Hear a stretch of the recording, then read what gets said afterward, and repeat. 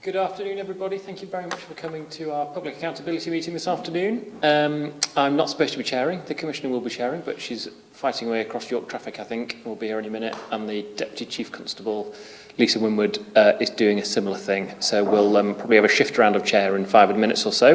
But in the meantime, we will proceed with the agenda. So we'll go around the room and introduce ourselves, please, if that's okay. So I'm Will, Deputy Police and Crime Commissioner for North Yorkshire. I'm Will Eastwood, the Police... Press that button. Sorry, I'm Will Eastwood, Police Federation Secretary. Tom Thorpe, Policy and Scrutiny Manager for the OPCC. Jane Palmer, Chief Constable's Chief Finance Officer. Maria Earls, Head of Organisation and Development. Claire Croghan-Griffiths, Chief of Staff. Andy Took, Criminal Justice Operations Manager. Amanda Oliver, Assistant Chief Constable. Phil Kane, Temporary Assistant Chief Constable. Thank you very much. And we have apologies for Interim Chief Executive Fraser Sampson, John McFall from Unison, and Chief Constable Dave Jones. And as I say, a couple of people arriving late, but they should be with us any minute. We shall go through the minutes, if that's okay. So we'll go through. Any comments on page 1? Page 2? Nope, they are all the pages. Actions will defer until the Commissioner and the Deputy Chief Constable are here, because there's a number that are attached to either of those, and we'll be better able to give updates when they arrive. Which one is here?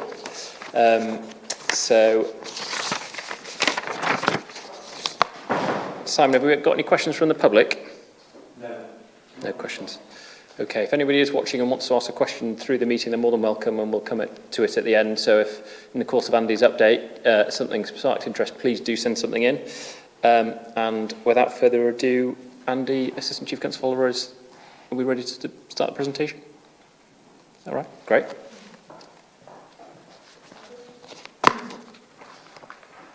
Yeah, go ahead. Okay, just to give a little bit of an overview, first of all, today's presentation is on road safety. The Police and Crime Plan obviously sets our objective around keeping people safe and making them feel safe. And one of the things I wanted to touch upon is the challenge here in North Yorkshire. We have about 6,000 miles of road. That is a real challenge for us, and it's really important, therefore, that we do have a road safety plan. To help maintain that position, the Roads Policing is part of the Chief Constable's delivery plan for this year. We're doing a number of things this year that I just wanted to touch upon, Commissioner, if that's okay. We're enhancing our proactive policing, which will be supported by the Roads Crime Team, neighbourhood support teams and an operational support group. So that's operating in a very different way now across our road structure. We're working closely now to enhance the ANPR capability that we've invested in over the last few years in order to target criminals using our roads, and we're going to touch upon that in a little bit of detail. We've increased our safety camera van fleet just to try and cover off that 6,000 miles of roads and try and keep people safe in our roads, and we're going to cover that in a little while. That's not just about speed, it's about mobile phone use as well, so it's very varied. They're also now equipped with ANPR, which means that we can get coverage right across the county and the City of York quite quickly. As I've said, we've invested in ANPR. We've got an increase in static and deployable cameras. We've increased in the ANPR hub, and we're working towards the National ANPR Survey Unit to assist us even more. We're assisting in mobile data, which should free up officer time. But road safety really isn't just about the police. It's about working in partnership, and the biggest partnership that I believe we have is with our communities. So we are going to touch upon Community Speed Watch and some of the benefits we've seen there. We're also going to touch upon 95 Alive. That's a strategic working group with a number of partners across North Yorkshire and the City of York. Other people, other stakeholders take their responsibilities very seriously too. We've got Highways England, we've got Health, and we've got other partners, Fire and Rescue and others, linked into that 95 Alive strategic working group. We've also got our motorcycle safety work and the engineering work that we do. We've got Operation Spartan, which we're going to touch upon. That's a new operation for us that we launched in December of last year. That's encouraging members of the public to come forward. And if you think about the change in technology that people now have, such as dashcam evidence, we're starting to listen to the public in a very different way and respond in a different way to the things that they see when they're on our roads, because they are our eyes and ears, and they're very keen to engage with us to tell us about things that are really not safe on our roads. We do a number of national days of action. We've got bus safety with VOSA. We've got drug and drink drive campaigns running throughout the summer and winter months. We've got Optrivian, which is linked to human trafficking and the use of our road network. Carriage of dangerous goods, which again is really important, something the public tell us about. Things such as seatbelt usage still, taxi safety really important, and then close pass, which we are going to touch upon. That isn't just about cyclists, it's about the horses and the riders that use our roads as well. So we've got quite a wide agenda to get through in relation to road safety, and Andy is going to try and talk us through that now, if that's okay. Thank you very much. Cover quite a large area of road safety, and conscious obviously that there's significant amounts of work going on across the organisation and with our partners about road safety. I'm going to provide an update and information on a number of these initiatives taking place. Primarily, I will be talking about the safety cameras and covering how we've developed these across North Yorkshire, how we deploy and what the selection criteria is for deployments. A couple of case studies around about reductions in collisions and speed at a number of sites, identifying the other benefits which safety cameras or mobile safety cameras do bring, including the NPR functionality, and actually ask the question, do they actually improve road safety and importantly contribute to casualty reduction, which is primarily why they're there. And as the ACC mentioned, we'll also touch on Community Speed Watch Spartan and a few of the other initiatives. Safety camera operation sits within the Criminal Justice Traffic Bureau. The Traffic Bureau was formed in 2015 following, during expansion from 3 to 6 safety camera vans. The ultimate aim is to bring all the traffic management and administration of a number of traffic functions into a centralised area of expertise. The unit currently 80% of their work is around safety camera deployments and the associated back office and inquiry work that takes up. Intelligent-led deployments of those vehicles, including ANPR deployments where required for intelligence or operational requirements. It also covers off the road traffic offensive report administration and gives a consistent approach to disposals across the county. It picks up on the speed management protocol, and it's a protocol which allows the public to raise speed concerns in their community, to raise those concerns and for a data to be collected. And I'll talk more about that as we get into the community concern sites. It also oversees and manages the Community Speed Watch, includes traffic management and also collision records. So all in all, it's quite a wide-ranging bureau covering many of the road traffic functionality within the organisation.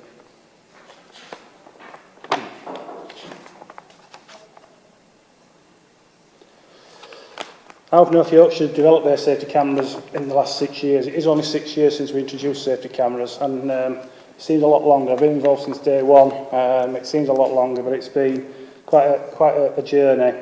2011, we had a pilot safety camera van. It was leased. We had it for 18 months, and it was operated by 4 seconded road policing officers. Deployed to around 40 to 45 sites at that time across the county.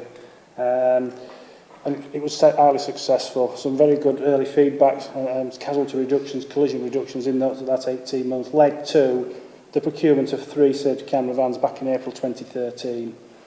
Again, we continued to see a reduction in fatal collisions during that period, plus a road traffic survey or a road safety survey carried out by the OPCC's office led to 3 further safety cameras being delivered. These cameras also included ANPR for the first time, automatic number plate recognition cameras for the first time.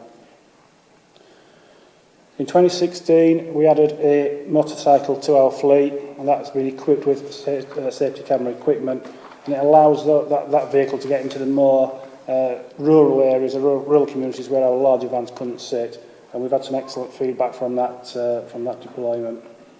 And this year, we're just in the process of finalising the deployment or the delivery of 6 additional smaller safety camera vans. Again, all of these include ANPR, and these are deployed more into rural communities. They are focusing on 30 and 40 mile an hour speed zones and allowing our larger vans to consider the strategic road network where the national speed limits, the dual carriageways, where we have some significant speed still. Andy, can I ask a couple of questions? One might not be very fair, 'cause you might not have the information to hand, but how do we sit now in North Yorkshire compared to other forces and this type of equipment, fixed cameras or mobile cameras or whatever else it might be? From our more similar forces, I think we've caught up with some of them. I mean, a Because lot we of were them quite behind, weren't we? Which partly we led were. behind. Significant numbers have still have fixed site cameras and high numbers of fixed site cameras. How many of those are operational at the time, we don't know. I mean, a lot of them are sitting in dummy boxes, etc., etc. What we've got is 13 vehicles equipped with mobile safety camera, which, as you'll see from the presentation, give us well over 330 sites across the county. So actually, like the mobile fleet, we have 330 locations, which is as equal as any one of the larger fixed site counties in the country. And is that effectively why we don't have fixed cameras, so we can just move them as the problem moves? And I think there's more flexibility with the mobile vans. They're not just speed, as the SEC mentioned. They are about antisocial road use, inappropriate road use. They have ANPR. We're capturing lots of other offences. Again, that's part of the presentation further along, showing what other offences we are capturing. They are road safety vehicles, safety camera vans, they're not speed vans, and I think that's the difference between mobile vans, which are operated manually, as opposed to the fixed site cameras. In addition to the development of the safety cameras, what we've actually done is developed an automated back office process, which efficiency for the back office procedure, and actually is an automated document management system which fully supports how those cameras deploy. What's different about the new fleet compared to the old fleet? Number one, the smaller, as we've mentioned. You do get into places where other vans don't get to coin the old advert. More rural communities. Feedback's good. It's external deployment, community engagement with our officers taking place, and they can have that engagement and explain to communities why they're there. They do include ANPR cameras again, as we've mentioned, and they're HD quality. The cameras are the newest technology, they're HD quality, they're future-proofed. It does support low-light enforcement, which is also something we're quite keen on bringing into the organisation. So this new technology is well invested and makes us future-proof.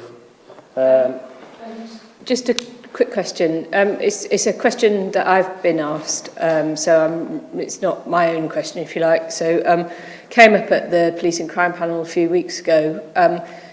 Some of the vans are able to poke the cameras out the front and the back. Or those the older vans, I think, aren't they?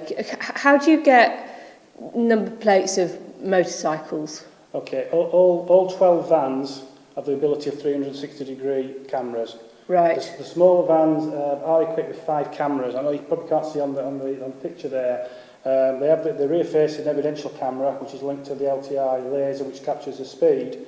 At the front of the vehicle, on the top of the smaller vans, there is a front-facing camera which focuses on the road and captures a receding bike going past. So you'll get the registration number from that? Right. Yeah. The only vehicle that's not equipped with front-facing cameras is the motorcycle, but actually they have got the ability, if a bike comes along, they can swivel and turn. Right. Because obviously they're out with the... They're manually operated. All vehicles can capture receding motorcycles. And that, again, is a benefit of mobile cameras above fixed-site cameras, which sometimes are front-facing and don't capture bikes. Okay, thanks. On the bikes, Andy, I know the force have always been very transparent about saying where the vans will be, and they have them bright as possible so people can see them. With motorcycles, that's a harder sort of balance to strike. How do you go about making sure it's not sort of, you know, the often accusations of being hidden in bushes and all those kinds of things? The bike is always within the operator's reach, because obviously the technology they use. We always try and ensure that the bike is visible or the operator is visible. They are in high-vis equipment, which is obviously a requirement for the enforcement. We will always try and make sure one of the site assessments we always carry out pre-deployment is looking at visibility. We need to be visible, because what we don't want is a vehicle travelling past our vehicles and reacting adversely to that vehicle and in a causation of a collision. So obviously we want to be visible as much as the motorist wants to see us as well for our own officers' safety. So there is no policy of hiding anything anywhere? Absolutely not, no. Where have we got to? Yeah, just on the ANPR cameras, we've had quite a number of significant hits off those cameras through the safety camera vans. The identification of a kidnapped victim, a serial burglar was arrested following an ANPR hit, and was also found to be driving over the limit of the drink drive limit, an iris missing from home, and also stolen motor vehicles located. So the NPR cameras are feeding intelligence into the hub and are being acted upon. So again, catching that those high-risk offenders, cross-border criminality. On that note, it quite might be a question for you, Amanda, really, but sometimes will a safety camera have been sent out to do a road safety work, and actually there's a need for the police to have it in a different location because they might have some intelligence about someone moving on a road, and therefore we're doing a slightly different job on some occasions than just doing road safety stuff. It might move to be more operational, which is good because it's stopping people doing nasty things, but it's not always doing it what it was sort of primarily there for right back in 2011 when it was sort of a speed and sort of distraction type.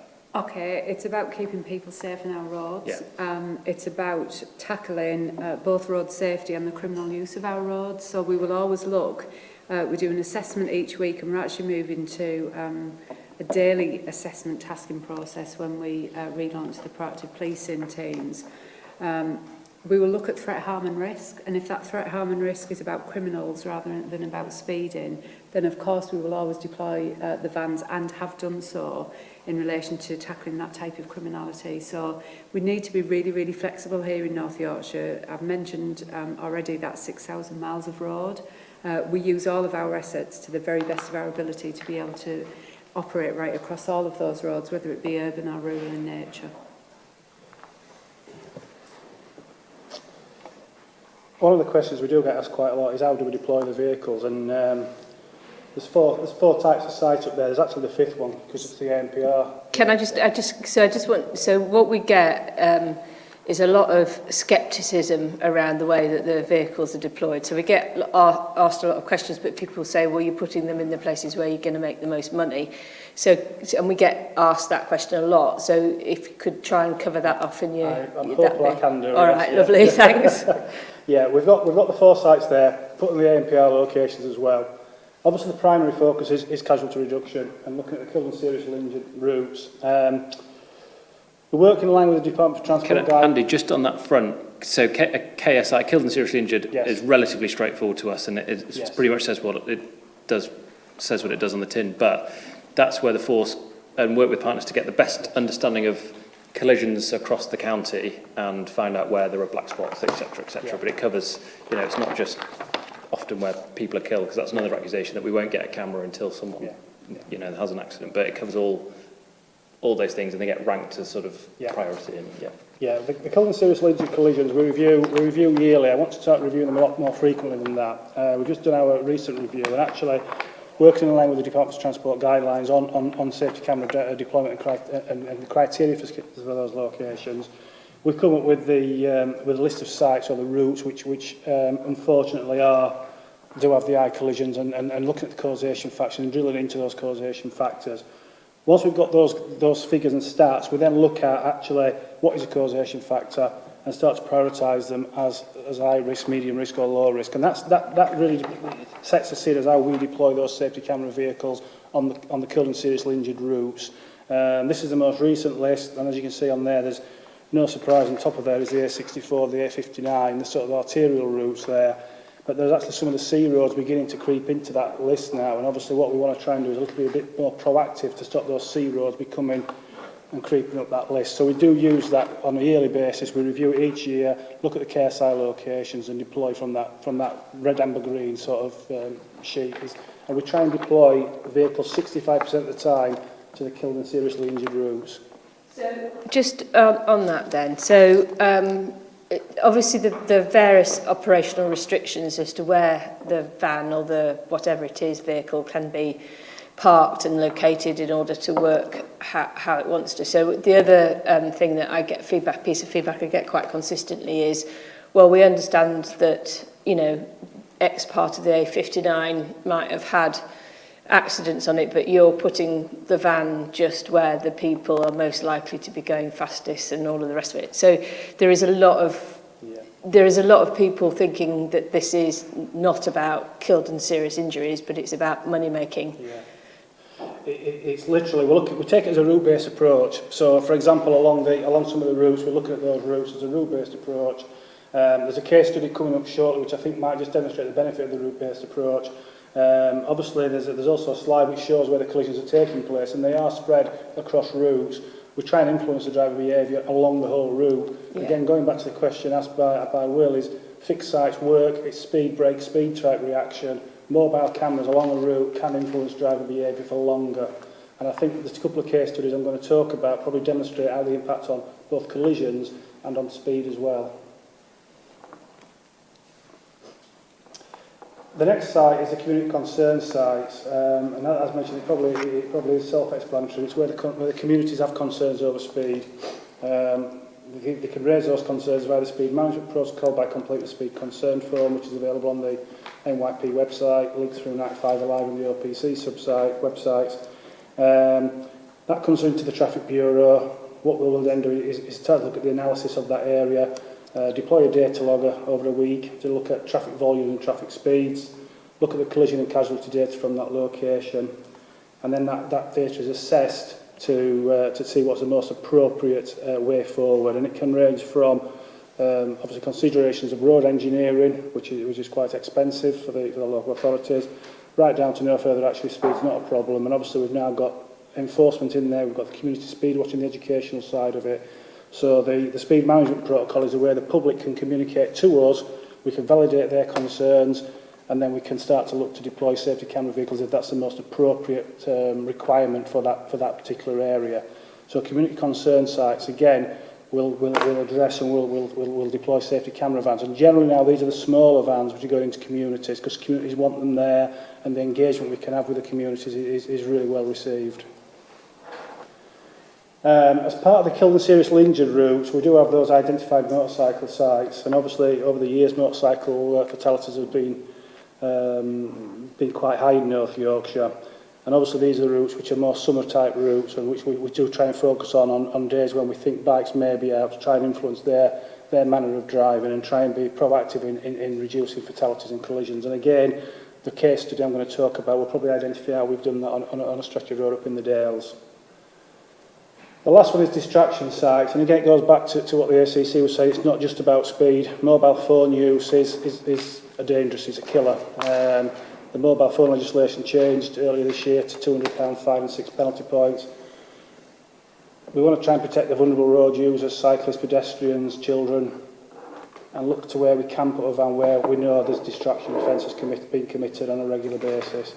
We need to start looking at and getting information through Op Spartan, for example, where complaints are coming in, not specifically about a motorist, but about a generic complaint around about a particular section of road where there is vulnerability, and it's about protecting those vulnerable road users. So that's something new we're bringing into the organisation. There's a small number of sites, and it's just something we're just piloting at the moment to see how that works from a mobile phone usage.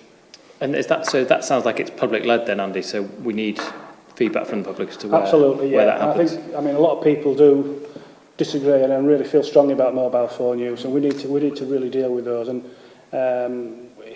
the way we can collect our evidence of mobile phone use does differ from that of speed, and we can do that at certain sites where we can get that public-led information.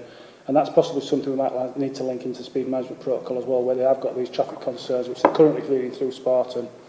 And does that mean we might start seeing safety camera vans in much less high-speed areas that might be more likely to have a distraction type offence? If there's a distraction type offences and there's some intelligence to support that, there's vulnerability, yes, yeah. But they won't be looking to deal with speed, they'll be looking at distraction type offences. And then you're looking at the fatal 4, you're talking about mobile phone use and seat belts, obviously, they're the types of offences we need to stop.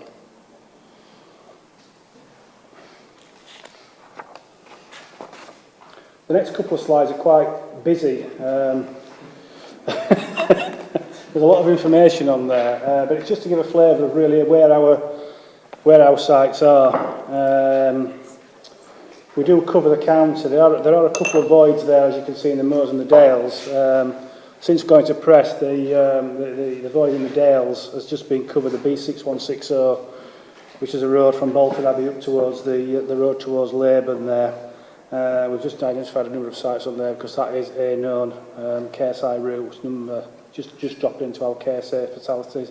So that's covering off that bit of a void. But you can see the stretch there. The sign, the colours are, they do mean something to us. It's just the different types of sites where vans, large vans, small vans, distraction sites will deploy to. One thing that's really important now is this, obviously the size of the county is not new to anyone, but we've actually now deployed the vehicles from 5 locations. Previously, the Royal Central Base deployed out of York. We now deploy from Skipton, Harrogate, Thirsk and Malton. So that's really bringing down the travelling time for these vehicles. It's getting them on site earlier, on site later, and actually being a lot more visible and influencing driver behaviour.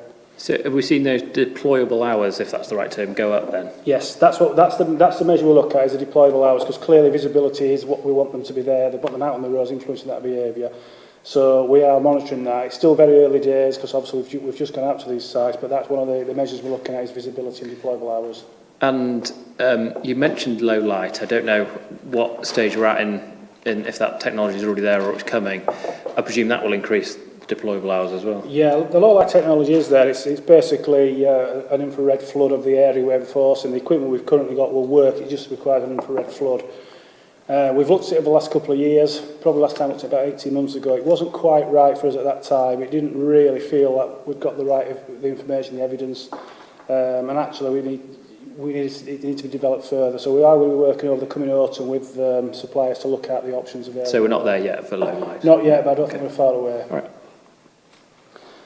Quite a lot of the sites obviously on the county border as well, and that, again, when you're deploying the safety camera vans, you've got the ANPR running, so you've got looking at cross-border criminality there, and you've got the ANPR cameras on a number of the border roads in and out of the county. Just on the deployments, we just following from what the ACC was saying about a weekly meeting that they have about the tactical deployments. We also have a weekly deployment meeting where we actually sit to discuss our deployments for the following week. That takes into account the ANPR requirements. It takes into account our known events in the area which may impact on traffic.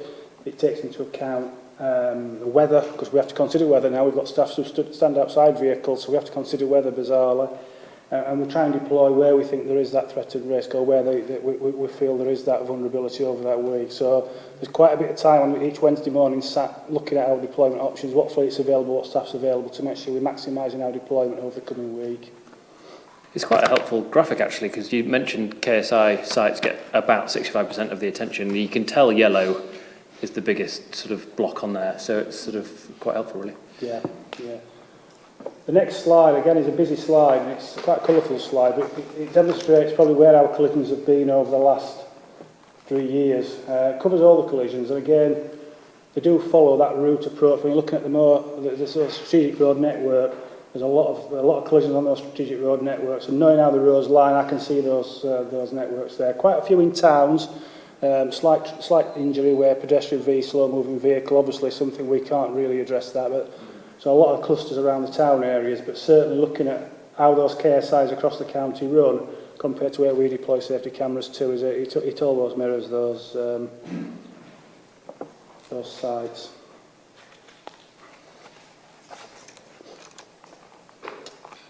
Kill and seriously injured collisions. Again, a map there to demonstrate how collisions have the sort of trend in the reduction of fatalities since the introduction of safety camera vans back in 2011. Certainly for the last 4 years, there has been a gradual decrease in fatal collisions.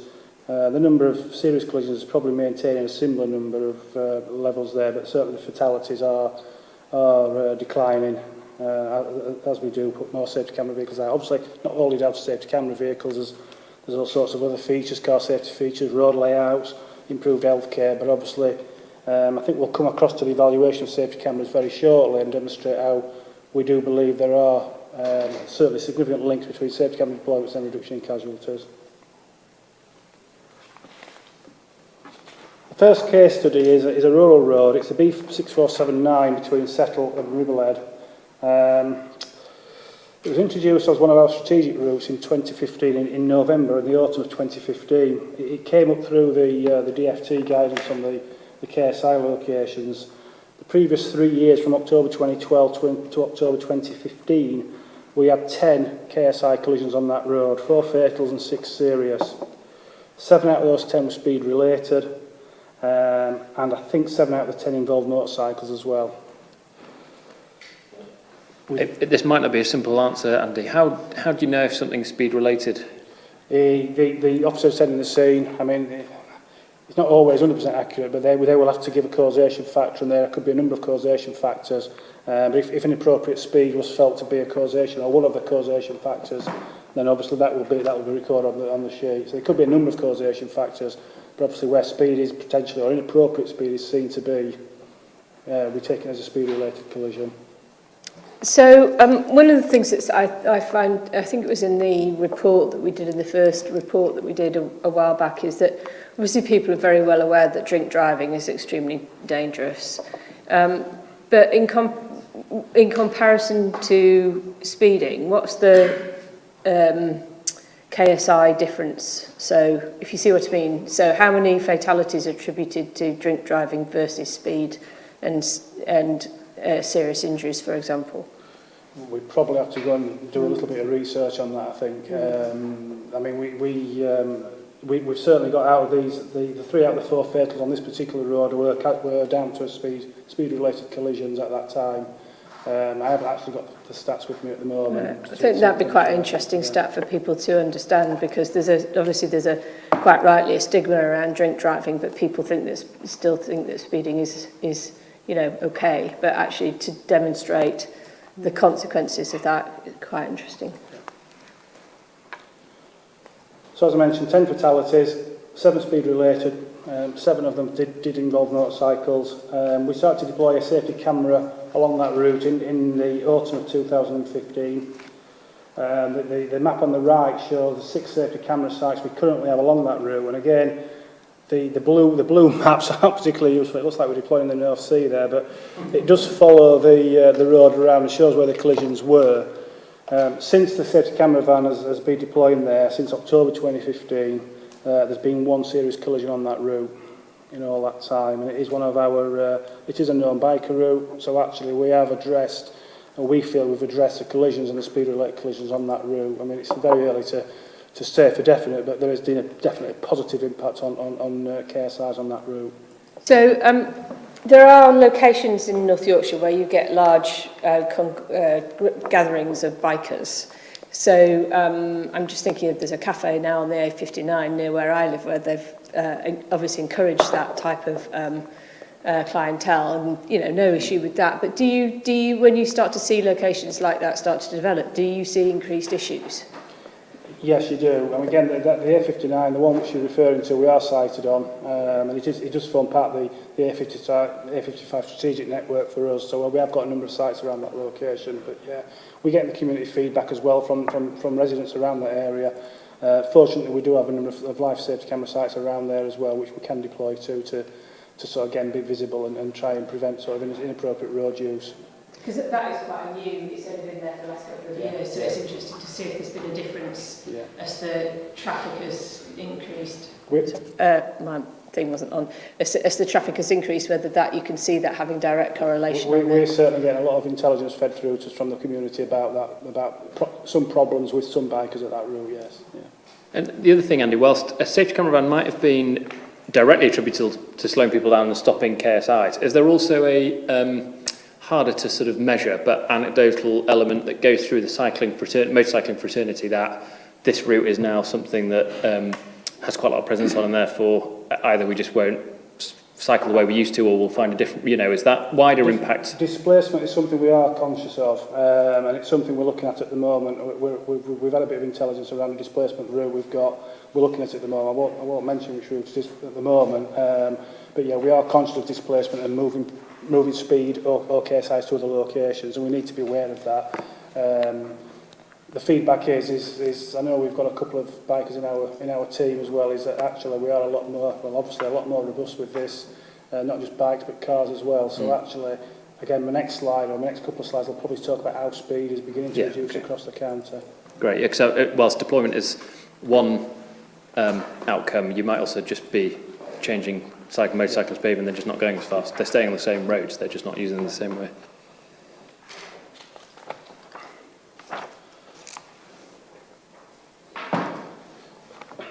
Anecdotally, we've been told speed is reducing across the county. Feedback from our own officers and the public as well. Did a little bit of work there about visibility. We talked about how visible we were going to be deployable on site. and looking at the speed per violation. At the moment we have 330 sites across the county.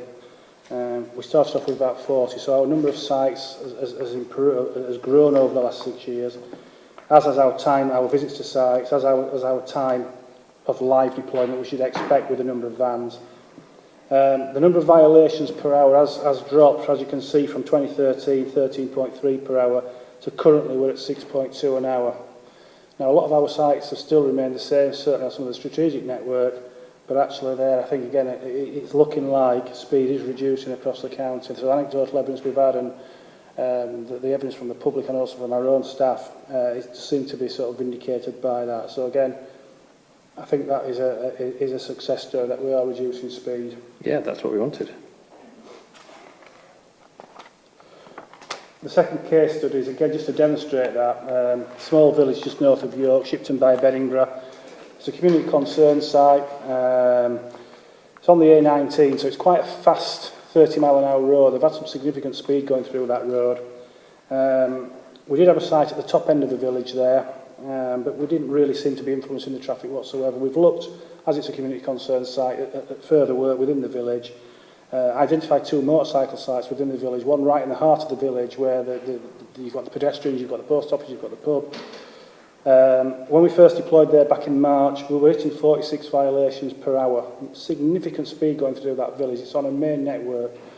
Within 2 to 3 months, those violations per hour have dropped to 17. And again, we're getting the feedback from the villagers. One village approaching one of my camera officers and saying, I think it was the first time I felt safe walking through the village. Thank you, you've made a big difference in the village. That's the sort of feedback and the community feedback which really we welcome. So that is very good. I could list a number of other villages off the top of my head where there's similar situations. And very often we've had quite a lot of engagement with those communities. You described there a process where you've actually put the motorcycles into that village. Are you presumably then, given that this is a case study and you've seen it work, that that's a tactic that you're going to be developing? Because places like Burn, for example, you know, they're on the major roads, lots of volume. Yeah, community concern sites, we will always assess and look what we can. We want to make sure we can make a difference and obviously protect the vulnerable. So if we've got a community concern site, as for example, like Burn, if Burn's a community concern site, we will always look to see what's the most appropriate vehicle to deploy to. And the bike does give us a lot more flexibility about where we can put it. So what I'd be quite interested in whether there's been an actual sort of assessment of that. So you see what I mean? So there's quite a lot of over the years we've had quite a lot of those type. They tend to be exactly as you've just described there, where the speed management protocol might have not have identified very high levels of average speeds, but because you've got high volumes of traffic, you've still got a lot of vehicles going over the speed limit.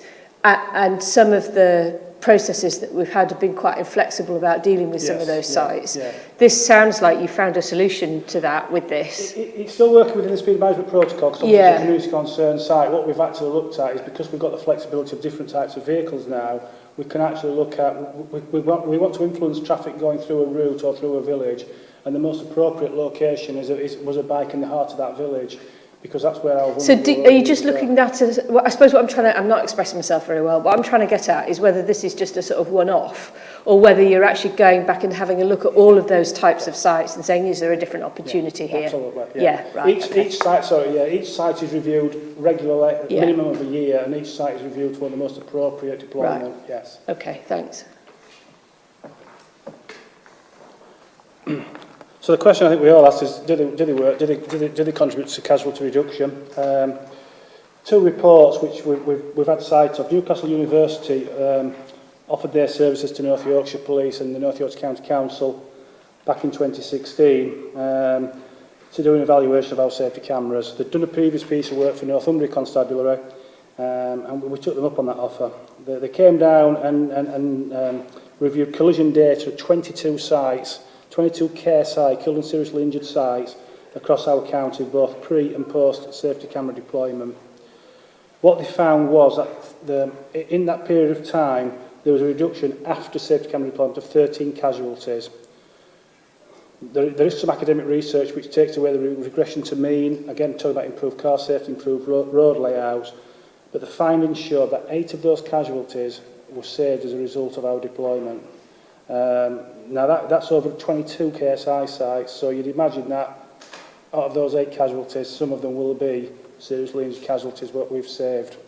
And they've demonstrated that that is definitely down to safety camera deployment. Only last week, the College of Policing released a What Works Well document, again looking at the effectiveness of safety cameras in reducing speed and casualties. I haven't read the full document yet, it's quite a large document, but it does cover a number of countries. But again, it's giving back feedback what we're already seeing in North Yorkshire, 52% reduction in vehicles exceeding the speed limit, reduction in casualties, and evidence that the effects are greater within a short distance of camera site compared to wider area. It did mention in there that fixed cameras are more beneficial.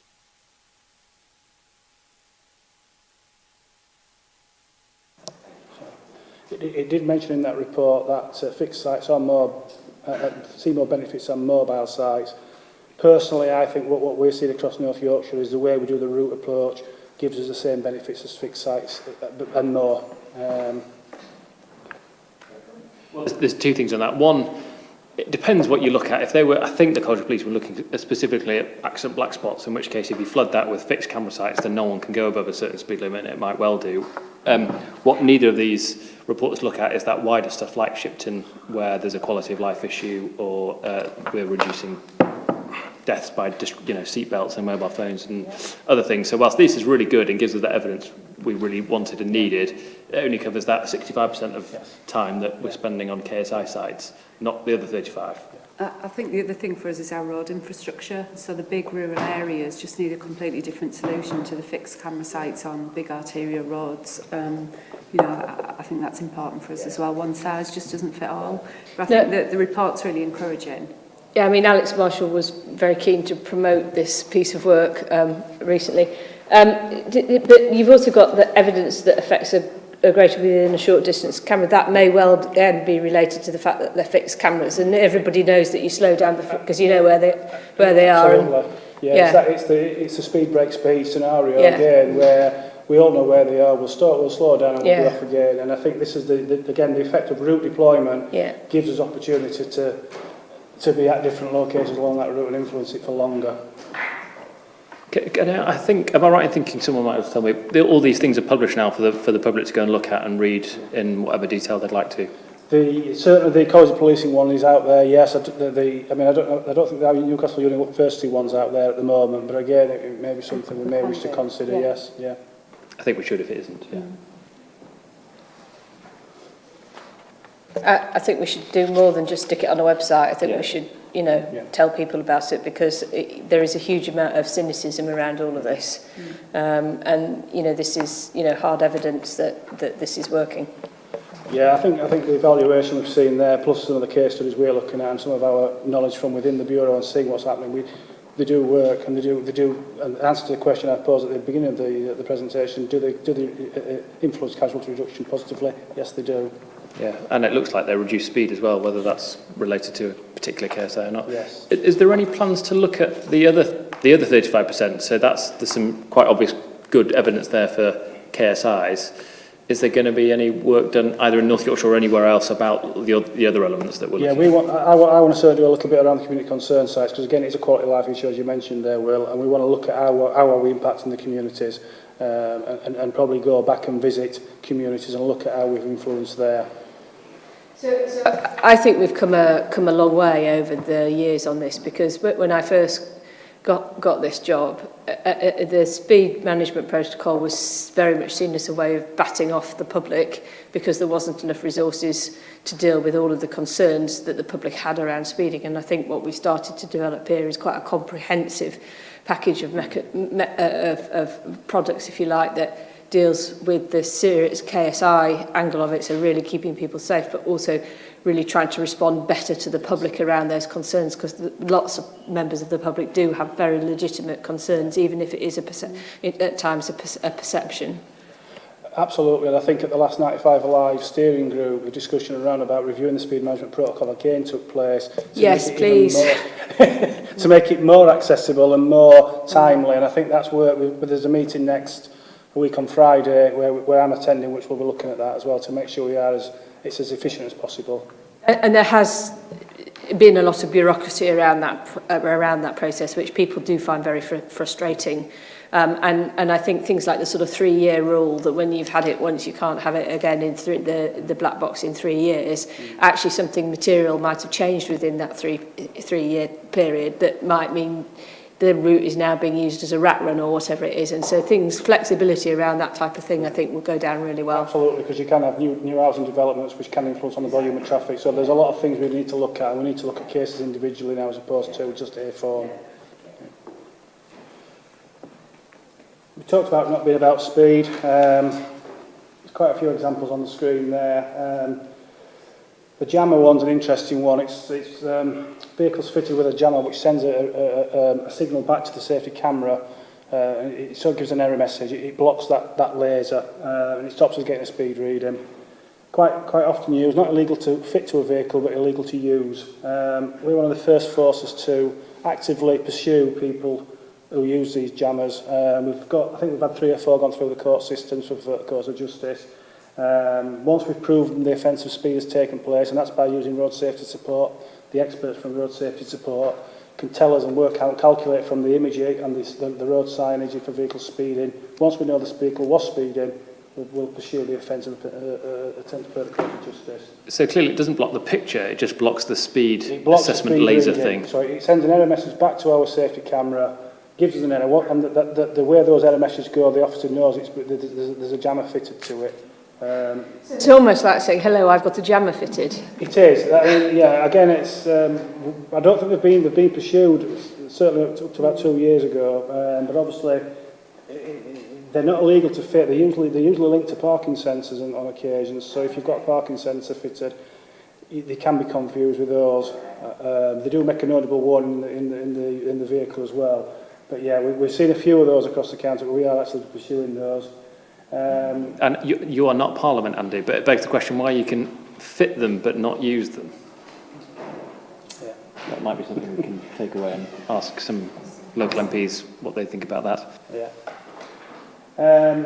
I touched on about the biker ID, and again that just shows how we can capture the receding bike from the front-facing cameras. Talked about the ANPR functionality in travelling criminality. Mobile phones, again talking about the distraction sites there and clear use of mobile phone. The gentleman towing the caravan is reading a map, believe it or not. Not in proper control, double white lines, and numerous perverting the course of justice offences which we'll run through. We have a small inquiry team from the Traffic Bureau who do follow up on inquiries and will pursue those who try and dodge justice by false nominations or simply trying to avoid the penalty. On the one on the bottom left, Andy, the white lines, is that also safety camera van? It's just sort of focus. It's changed its focus from actually trying to get speed to someone's doing something silly here. I need to shift. They will always look for other offences. Again, this is the benefit of safety cameras and mobile safety cameras. They're looking for other offences. So that day, that operator will be enforcing speed. But as you can see, he's got a vehicle overtaking double white lines. So again, it's something we'll look to pursue. We've got the offence, we won't ignore it. Of course, that's the wider things fixed cameras can't do that might not be in those reports that we mentioned. Absolutely, yeah. Just a slide there about future opportunities, what we're looking to consider in going forward. Low light enforcement we've touched upon. Dawn and dusk enforcement certainly over the winter months will give us, again, the vulnerability issue around those schools and road users in the dawn and dusk times. Increased motorcycle deployments, and again looking at potentially to enhance that opportunity and that availability of motorcycles. And working with Highways England about A1M safety camera enforcement. It is number 4 on our KSI list. It's something we've never enforced as a safety camera. There are a number of issues around that, but actually it's number 4 on our list, and it needs some addressing. So looking to work with Highways England around about opportunities around the A1M safety cameras. Just on schools, we get a lot of concern around the way that drivers drive around schools, both from a speeding point of view, but also from you know, blocking parking, roads, access, all of that sort of stuff. That isn't, and so that isn't directly related to this, but it is in some areas related to speeding around school, getting out and in times. How does your team work with the local neighbourhood teams to try and prevent? We will, obviously, around schools, obviously putting a safety camera van probably could cause more problems than solving them. What we'd do is link in with the Safer Neighbourhood team and suggest that they put a uniformed officer out there. It's more, we have a couple of sites near schools where we can park and we cannot sort of influence traffic negatively, but actually it generally does need a uniform officer, and we'll link in. We do supply details of locations where we can't deploy to neighbourhood teams as well, so it allows those areas to consider their own deployment and their own sort of activity. Yes, I should say, I know there certainly used to be anyway, officers in the Dales who might not have been using a safety camera van, but they still had their equipment and would occasionally go out into areas they know were of concern at that point of the day and go and do their own enforcement. And that particular officer has been some significant engagement with that officer about the Dales and some of the problematic areas, using his knowledge of the Dales as well around our deployments up there. Dare I ask Andy about the benefits and potential use of average speed cameras?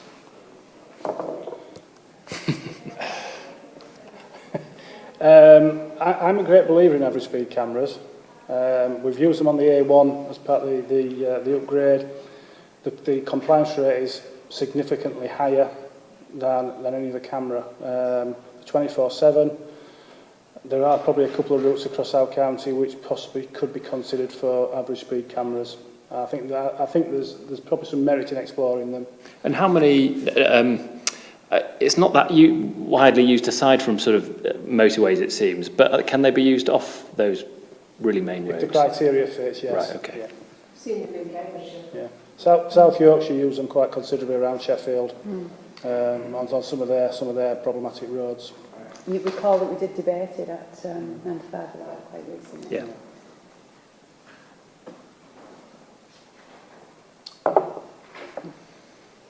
Oh, I've lost the... Oh, where's it gone? There we go. So that's safety cameras. The other option out of the speed management protocol, another option is obviously the offer of a community speed watch, and something what we've had rolled out following the pilot in 2015, it rolled out probably about 12 months ago now. It says up there we've got 15 live sites. I think at the time of going to press that was right. I think we're now at 17 live sites across the county. We've got 9 sites pending further rollout. We're just waiting for the finalised training and assessments on those sites. We now include 20-mile-an-hour zones as well, and having some significant impact in panel and some extremely positive feedback from residents in panel. We've seen a reduction in speeds. Panel, for example, the monitoring, when they started monitoring in 2016, 5.7% of the vehicles travelling through panel were in exceeding the speed limit.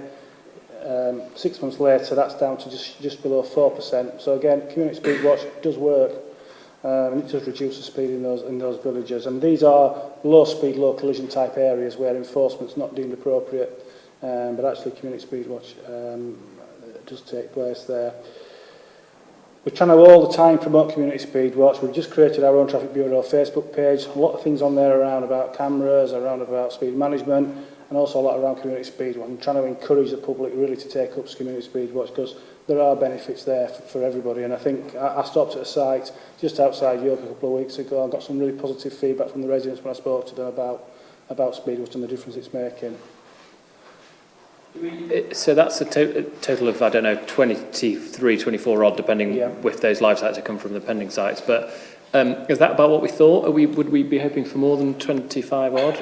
Can we cope with more? We can cope with more, yeah, absolutely. I think we've always suggested we're looking around 40 live at any one time, probably more. We can cope with up to probably about 50, but yeah, and again, how we use the resource or the equipment what we've got. So I've had quite a bit of feedback from local councillors around this because it's obviously something that the public bring up with local elected councillors quite a lot, and quite a lot of comments saying we find it quite bureaucratic to get this scheme up and running. It takes a long time. The comments like that, we don't really know where to start with it. How would we go about it? And I do wonder whether there's an opportunity, particularly with elected local councillors, to just sort of perhaps I don't know, through perhaps parish councils, or I don't know what the way would be to try and sort of improve knowledge about this scheme and all of the rest, particularly if we've got capacity in the system, because certainly there is a bit of frustration, I think. Yeah, absolutely. We have a community speedwatch coordinator employed. He's always available to discuss and to liaise. He does go out and speak to parish councils, and he can assist in the process. Absolutely, because we want to encourage people to come in and use it, make it as less bureaucratic as possible. But obviously, we have got some checks and balances to carry out. We don't want the public just going out. We've got to assess that they're safe. We've got to make sure they have the right training. But obviously, we want to encourage them to come into Community Speedwatch. But we are, sorry, Amanda, at 95 Alive are looking at whether the speed management protocol, which at the moment it takes X many months and you get Community Speedwatch as an option at the end, whether we can bring that right to the beginning and almost give it as the option with a check or two. Yeah. And then, depending on what all the analysis says, after a few months, we could potentially change the option and it might be enforcement instead. But rather than go through the process and get it at the end, we try and get it right at the beginning if we can. We just have to be a little bit careful with that. I think it's the right consideration of that, but obviously what we don't want to do is not risk assess that site, not understanding what the speed's going through there or putting people at risk, or actually influencing any data collection as well. I think there's work to do on it. I think it can be brought forward. We just need to be a little bit careful how we do that to make sure it's appropriate. Commissioner, I had quite a strong view at 95 Alive about in influencing behaviour, because there was some feeling that we wouldn't deploy in case it influenced people to drive more slowly while they were gathering evidence. For me, it's about keeping people safe. So if we do influence behaviour whilst we're gathering evidence, that can only be a good thing, because the overall aim is to reduce the speed. So that's part of the work that Andy's going to be doing with the working group. Just for members of the public, sorry, quickly, it's worth pointing out that we also have a requirement for there to be 6 people in the group for Community Speedwatch, and I know that some have fallen down on the fact that they haven't been able to get 6 people together, so that's something else that should be noted. I was going to ask Andy, do we know how many times we've offered Community Speedwatch and how many, I don't expect exact figures, but if we any knowledge of how many times it's not taken forward and why? So is it, so I know we've just when we were thinking about implementing Community Speedwatch right at the beginning, we suspected that in the middle of winter it would be less popular, for example, and there might be some other reasons like numbers of people that would actually bothered if it was one or the whole community. So do we have any idea as to why it might only be 25 and not the 50 that have been offered? 50 won't be the right number, but we know it's less than 50% take-up rate. We're offered to take it up. It does differ across the county because we've rolled out at different stages. So it appears very low in York at the moment because York was our last area to go. So it looks like we've only got 2 out of 20 who's accepted in York, but actually we're still going through the process with them.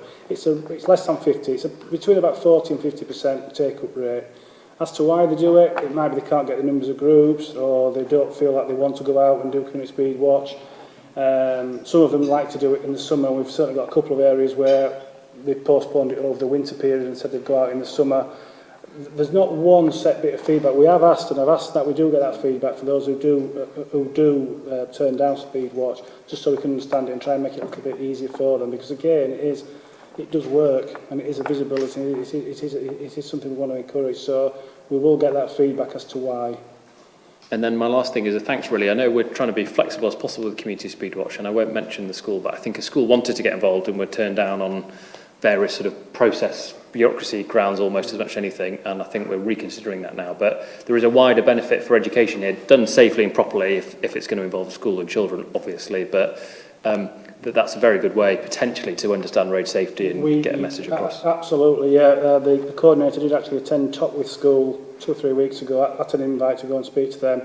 Didn't go on to the main road through Topwith, but on a side road, and actually let them play and feel with the equipment and use it on a side road under supervision of the teachers. Found it really benefited, positive feedback. So again, it is about educating at that very early stage.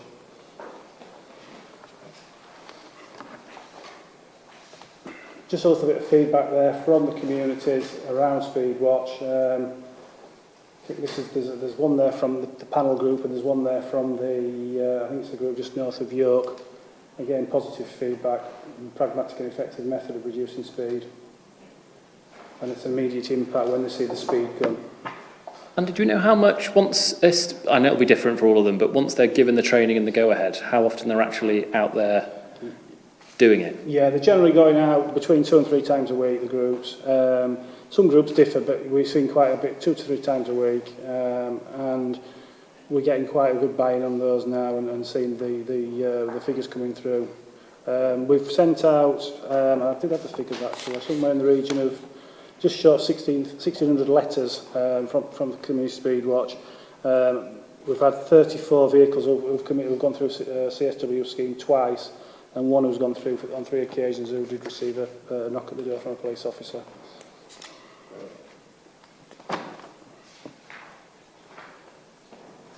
Op Spartan, as the SCC mentioned, was launched in late 2016, allows the public to submit traffic concerns to North Yorkshire Police. Many of these do come in on video dashcam footage.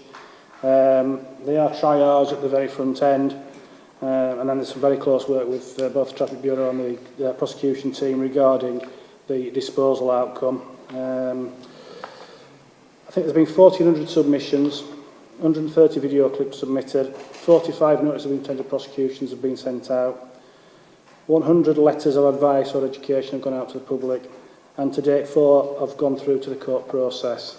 The next video, hopefully if it works, just shows you one which we push straight through to the court process. I think you've probably all seen it before, but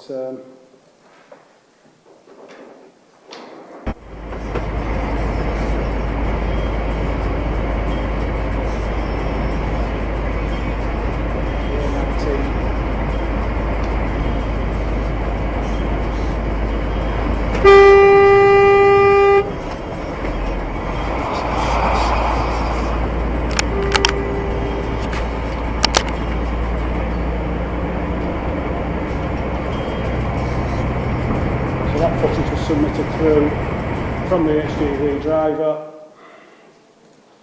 to Op Spartan. Op Spartan liaised with Criminal Justice, decision which didn't really take a lot of thinking about to consider an offence of dangerous driving. The driver of the vehicle appeared at Northallerton Court in April, 24th of April. He received 12 weeks imprisonment, which was suspended for a year, a 20-month driving disqualification and 250 hours unpaid work.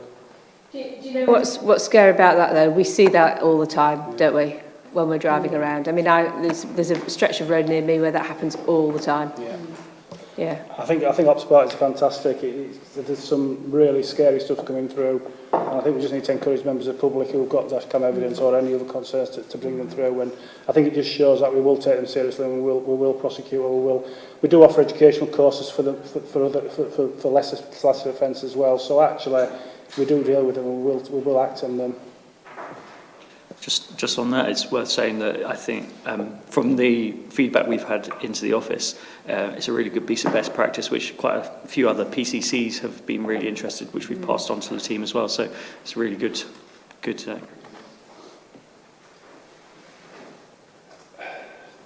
Again, the Op Attention Summer Drink Drive campaign, June this year. The figures there: 600 breath tests. 69 people arrested for drink driving, 29 arrests for drug driving, 59 charged to court, and already 34 offenders have been banned between a year and 4 years. So that was this year's summer drug campaign. On that, Andy, I seem to remember ex-Deputy Chief Constable Madrick was saying that drink driving, I think, seemed to be, well, getting worse. It might not be the right terminology. We were stopping and convicting more people of drink driving. Sort of, I think it had plateaued and gone up again. Do you know if that's still the case, or was that was a couple of years ago? I think. I haven't got the dates to hand, Will. But I mean, I think this year's was it less than last year's? I think from memory. Maybe we'd have to look in and pull the data out. There've been some issues around the analysis in various labs around this. Has that affected the way that we've been able to do our operations? It's not affected our operations, but it is starting to delay some of the court cases, etc. But we've obviously got a whole plan around that, as have the other forces. So. Right. Okay.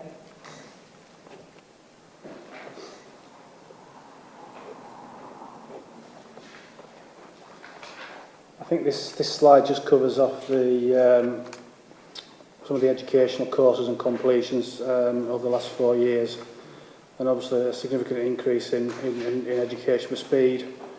45,000 in 2016 completing a course in North Yorkshire.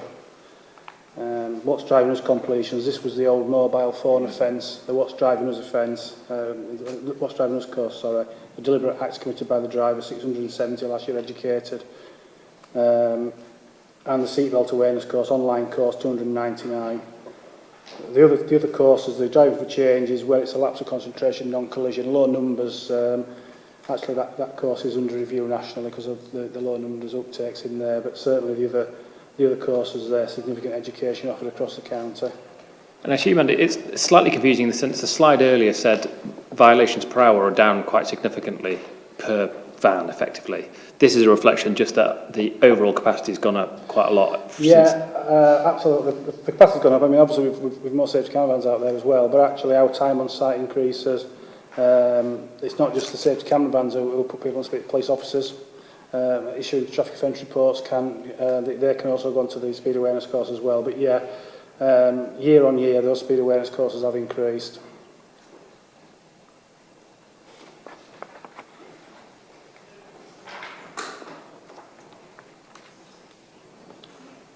I think just on some of the other education and what's going on within the organisation, we mentioned close pass around about cyclists and horse safety and work there with roads policing.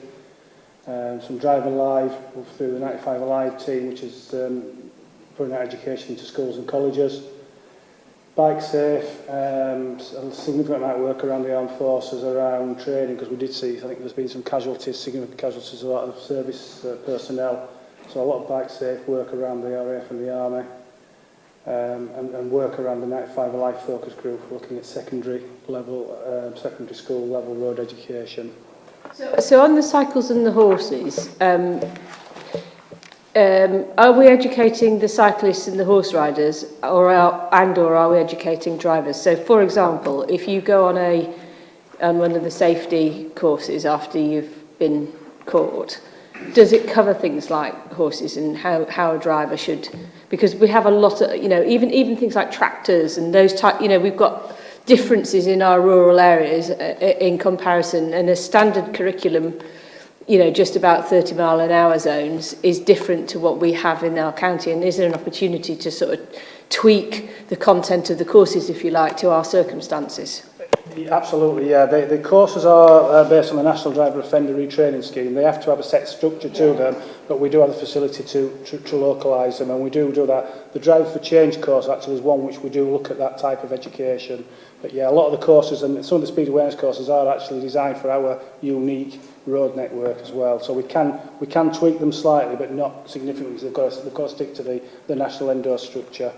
Okay, so I mean, I think it would be really interesting. So if you look at the British Horse Society, they've got a big safety campaign at the moment going on for trying to educate drivers. And we obviously have high numbers of cyclists in North Yorkshire because of the popularity of our roads for road racing, cycling, road racing and all the rest of it.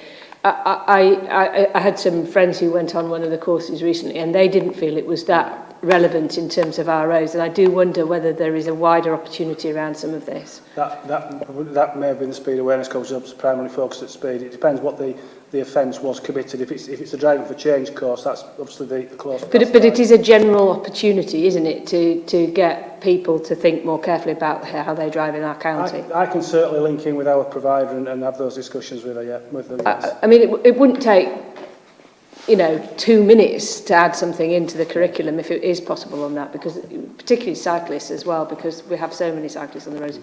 How do you deal with a group of cyclists that are taking up the entire road?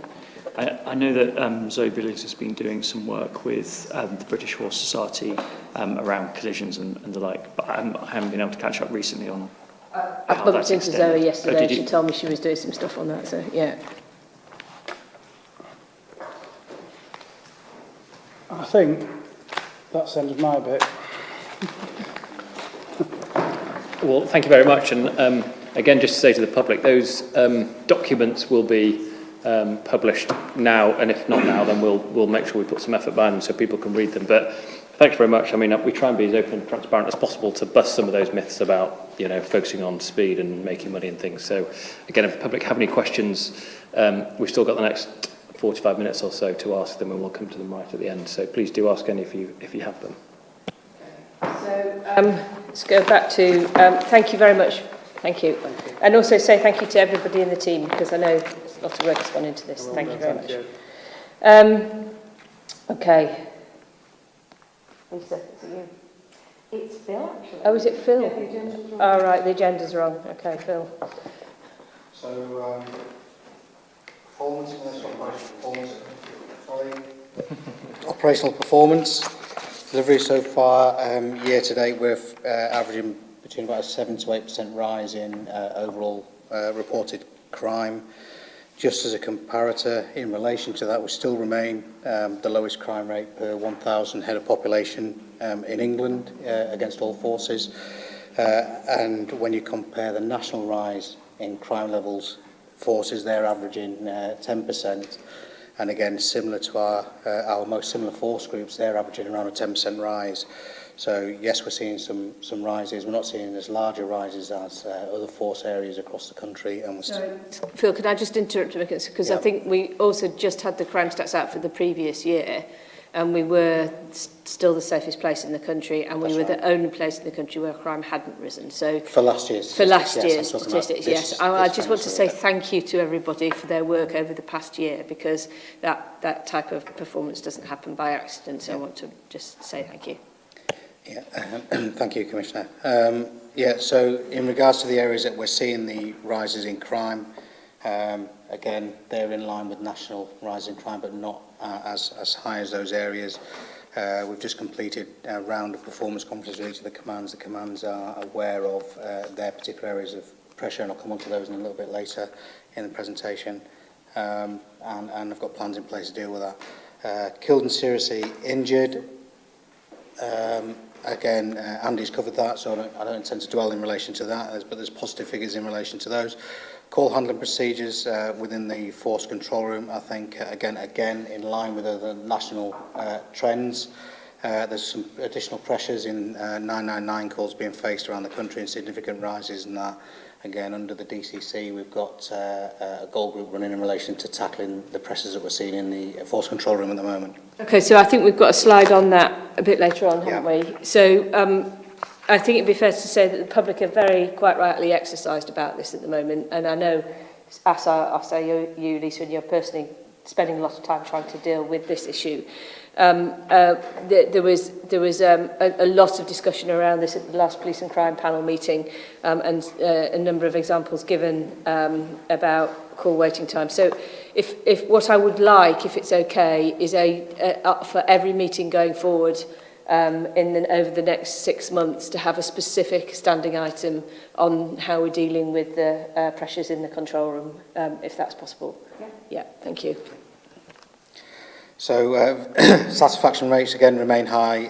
8 out of 10 victims satisfied with the service received by North Yorkshire Police, and again similar with public confidence levels. I was going to say, Phil, I think I'm right in saying at the same time as the last year's crime stats are not this year's, the confidence had gone up to the highest or second highest in the country. And again, thanks to everyone, because I don't think that happens by accident either. But is it top, or is it? I believe that in our most similar forces we're second for confidence levels in policing, which is really good news. Okay, on to the next slide. So again, breaking it down to crime types, you can see for us where the pressures are with regards to criminal damage. For us, shoplifting and violence without injury. And again, we're looking at similar sort of trends in relation to national rises. Not as high as those national rises, but again, plans are in place in relation to each of the commands to tackle those particular areas of concern. And then that's supported through the Tactical Grip weekly meetings where proactive policing resources are aligned to support those plans to be delivered. Can I ask, Phil, are some of those changes hotspots in different districts and towns, or are those trends that we've seen in previous years just carrying on and being more impacted almost? Depending on the particular crime type that we're talking about. So, for example, criminal damages, there's no particular hotspot, it's spread across the force. It's just a accumulation of that rise. With regard to some of the rise that we're seeing, particularly around vehicle offences, there's a hotspot in Selby that was dealt with that I'll come on to explain to you what's caused the rises in crime in relation to the Selby area. Oh, sorry, I think I've gone too far. So again, looking at rises, antisocial behaviour is down currently this year against last year, which is good news. Our public safety and welfare calls are up slightly, around about 4%. But again, we've had a proactive push around with our partners around safeguarding elements and referring to us additional safeguarding incidents. So I think that's a positive in terms of seeing a rise in that area of business. Killed and seriously injured statistics, I think we've gone through already, so I won't go through them again. Some of the operations, again, proactive policing support with regards to some of our areas. So again, Harrogate area has seen a rise in burglary incidents. Operation Haven, there's been a focus on support around proactive policing of our southern borders in response to with regards to that. Again, some areas in Scarborough Rydell where we're seeing some organised crime groups trying to get a foothold again in Scarborough in relation to the county lines and the drug dealing and targeting some of our most vulnerable individuals within Scarborough. Again, plans are in place in relation to that and proactive policing, support around Operation Variety and other areas to prevent those organised criminals from metropolitan areas getting a foothold in our towns. York, again, around antisocial behaviour, Operation Erase and Operation Safari are running. Multi-agency approach to the antisocial behaviour issues that are taking place on a Saturday afternoon and nighttime economy. So again, they're refreshed and running again this year. With regards to the Rural Crime Task Force, so lots of activity ongoing in relation to those. I'll just summarise some of the areas where they're looking at. So again, the team are maximising or looking to maximise the use of automated number plate recognition in rural locations and putting together operations around wildlife prosecutions, in particular the success we've had around the raptor persecution and fox hunting in those areas. We've looked at criminal behaviour order applications in relation to wildlife and burglary offences in rural areas, and they're doing a lot of education visits to schools. Sorry, but what's a criminal behaviour order? So if we've got, it's linked to if somebody's found committing an offence, so it's similar to what would be a criminal version of an ASBO, an antisocial behaviour order. So again, where there's some criminal activity taking place, then they can apply for behaviour orders in relation to, so if it links to poaching or other types of things like that. Operation Woolen continues, again offering proactive prevention advice to our rural communities and community messaging, sign up and prevent, and again undertaking property marking schemes. So they're all being delivered by the Rural Crime Task Force. And again, visibility at a number of shows. Sorry, I want to come on to the quad bikes, which we just skipped over before. I'm getting a lot of feedback about quad bike thefts at the moment. I don't know, can you provide a little bit more information around, it says here substantial theft of quad bikes in various areas currently being looked at by the team as a whole. Can you, I'd be really interested to get a bit more detail about that, because I am getting a lot of feedback about that at the moment. So again, to give you an idea, we looked at information through the force tasking that took place last week, where we looked at organised criminal groups in rural areas operating, committing those types of crimes, burglaries, quad bike thefts, etc. And again, it's been prioritised for us to take forward, particularly in Harrogate and Craven areas where we're seeing, the rises. So the Rural Crime Task Force and Proactive Policing have been asked through the tactical grip meeting that takes place today to prioritise that area of business for us, along with the county lines drugs dealing over in the Scarborough area. Okay, that is really helpful. So, I've got a meeting up in Littondale later this week, and I know this is a question that they're asking. There's been a lot in Craven. If people come to me, where do I feed back the information? Because there's quite a lot of disquiet around this at the moment. So if you feed that back to myself, Commissioner, I'll all take right, that forward. great. All right, thanks, Phil. And so I do think it might be helpful just for those areas that are being affected to provide some sort of communications talking about the type of things that you're doing or that you've acknowledged that this is an issue, because I know that the Crime Rural Task Force will be doing that, but it's ramped up again, and I can... Yeah. And what we've done is we've prioritised it along with the Scarborough issue as our top 2 priorities for our proactive policing this week. Okay. So the next slide again is more activity being undertaken by proactive policing resources. Again, looking at June this year, so the team have arrested 16 offenders, recovered 3 stolen vehicles and seized 3 vehicles in addition to that. Property worth around about £95,000, £94,000 in relation to drugs, cash and stolen vehicles. And again, looking at some of the operation attention activity that Andy's already mentioned. Again, the first 7 days in relation to our Summer Drink Drive campaign saw 21 arrests, 9 related to drugs and 12 related to drink driving.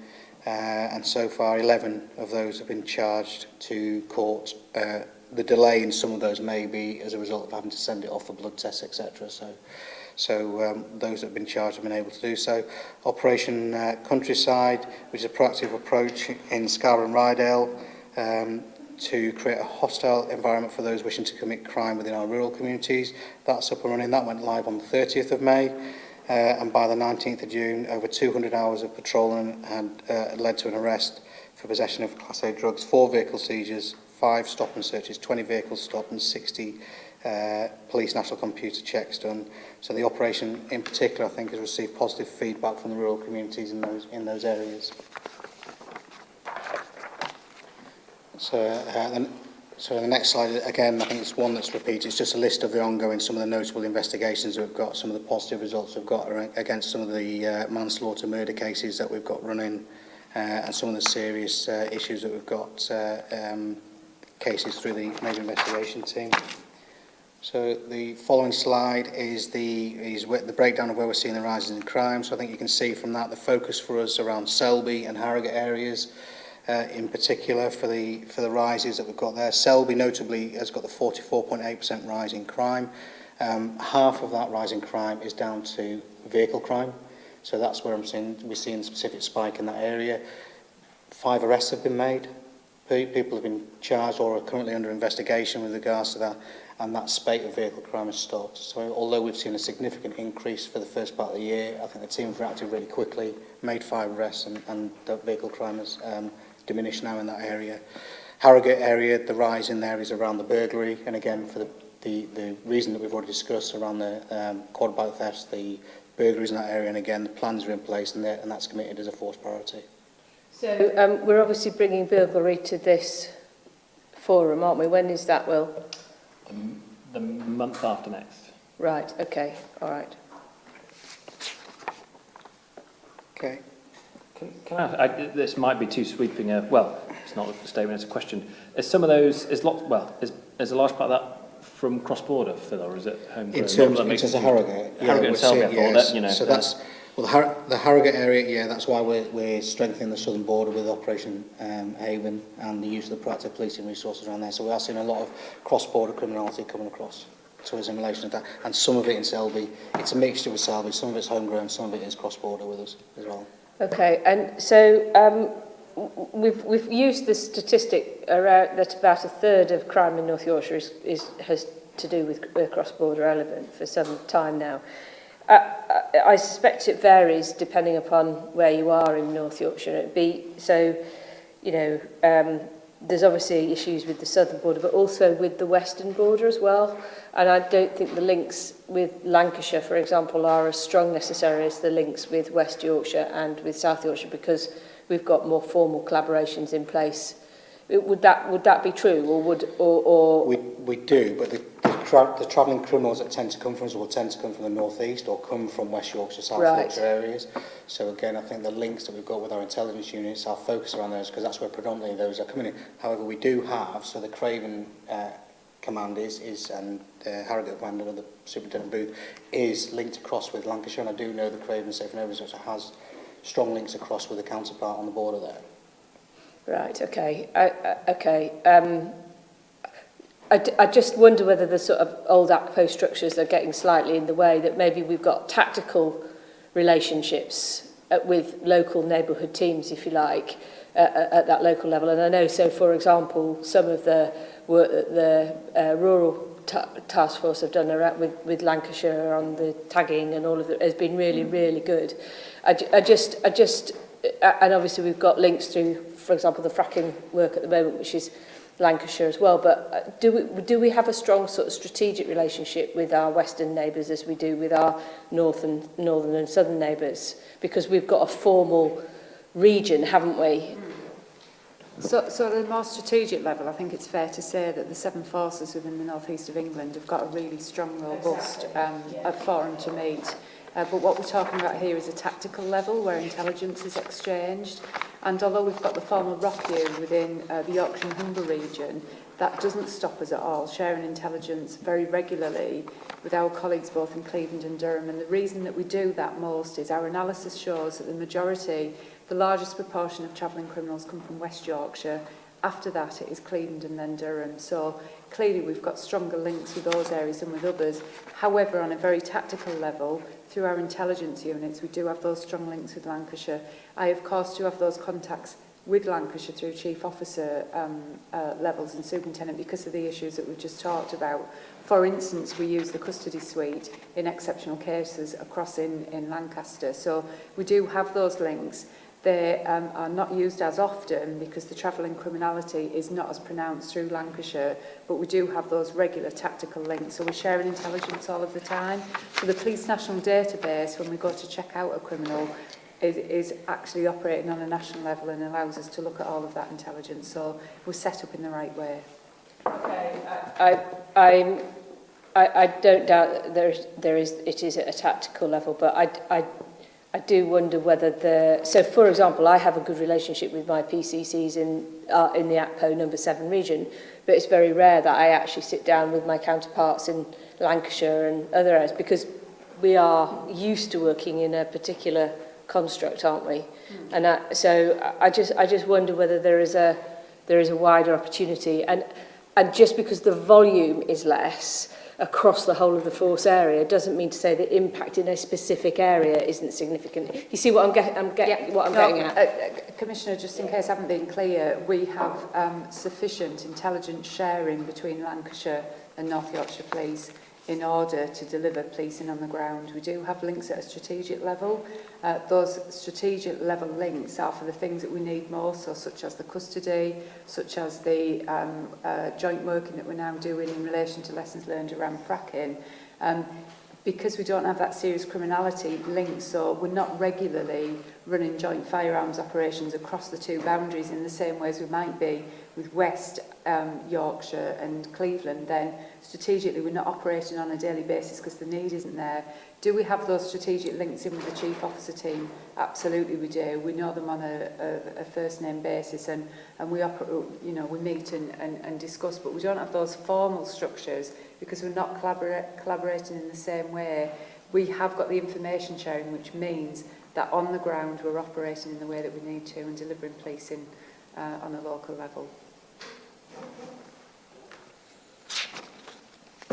Okay, so on to antisocial behaviour. By district, again, I think focus for us has been Selby area as well. Again, looking at putting plans in place around that. So again, there's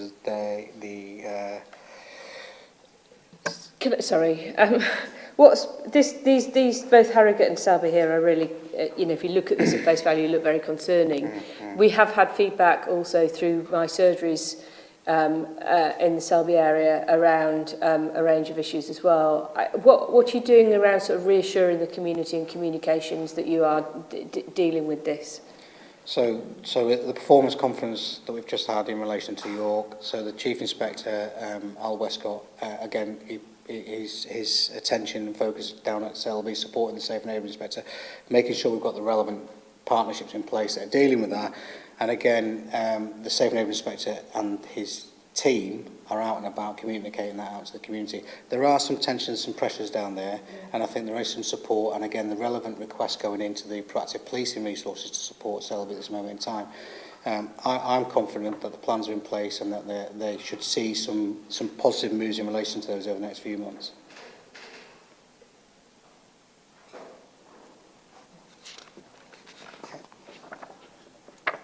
So, force control room, I think we've discussed that in previously, but again, there is a goal group set up with its focus on that. I think there's, we'll move on from that slide unless there's anything more you've got on that one, Commissioner. Sorry, just obviously, Will, you've been, you can call into the goal group. Yeah, sorry. Yes, the Deputy Chief Constables offered me to come and listen to the next goal group, which I think is that next week, tomorrow, which will be really interesting. But it might be helpful, Lisa, given the public interest in this, just to explain why the calls, why waiting has gone up and what the impact is.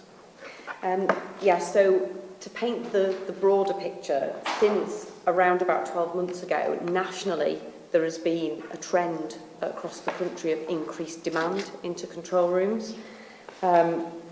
As a result of our own increases, we called in a peer review in January, February, which is the second peer review that we've had in North Yorkshire from colleagues who are actually the national lead for call handling. So we've had the PSNI in, who lead on call handling, and we had an action plan in place from February in terms of taking that forward. Despite that action plan, there has continued to be an increase nationally, both in 101 calls to call centres, and also BT have reported a national increase. So BT have seen their demand for 39 calls go up from 80,000 a month to over 100,000 a month.